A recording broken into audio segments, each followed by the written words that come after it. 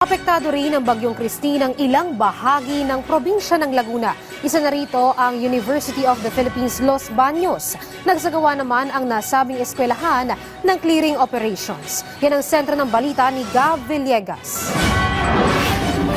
Isa ang Laguna sa mga lalawigang hindi nakaligtas sa hagupit ng Bagyong Christine. Sa pag-iikot ng news team, makikita ang iniwang bakas ng bagyo. Ilang bayan pa rin sa probinsya ang nananatili pa rin lubog sa baha tulad ng mga bayan ng Bai, Pila, Calauan, Victoria at Santa Cruz. Sa tala ng Laguna Provincial Disaster Risk Reduction and Management Office, aabot sa halos 12,000 pamilya o higit 45,000 individual ang nananatili sa mga evacuation center sa buong lalawigan. Aabot naman sa 545 pamilya o nasa 2,000 individual ang pansamantala munang tumutuloy sa kanilang mga kaanak. Isa rin ang napaulat na namatay habang mayroon namang isa ring nawawala. Nakatakda muling magpulong ang Laguna PDRRMC sa Lunes upang pag-usapan kung isasailalim na ba ang Laguna sa state of calamity.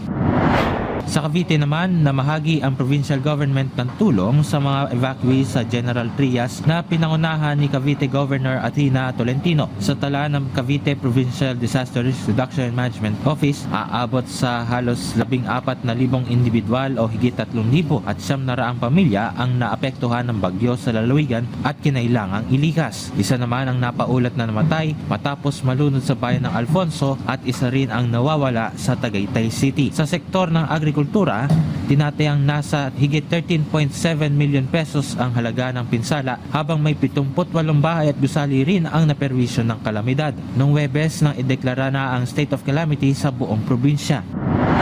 Sa lalawigan ng Batangas, aabot naman sa 18 ang patay dahil sa pagguho ng lupa sa bayan ng Talisay dahil sa ilang araw na walang humpay na pagbuhos ng ulan. Sa bayan ng Agoncillo, aabot naman sa 7 ang kumpirmadong patay habang 7 naman ang patuloy na pinaghahanap. Isinailalim na rin ang buong lalawigan ng Batangas sa state of calamity dahil sa naging epekto ng Bagyong Christine. Sa San Fernando, Camarines Sur, tulong-tulong na ang mga tao katuwang ang lokal na pamahalaan upang tugunan ang pangangailangan ng mga tao sa nasabing bayan. Ang LGU ng San Fernando tumulong na rin sa clearing operations sa katabing bayan ng Milaor upang makadaan ang mga malalaking truck na may dalang tulong at mga emergency vehicles. Sa Itzaga, Isabela, natira ng tulong mula sa Department of Social Welfare and Development at lokal na pamahalaan ang mga apektadong residente.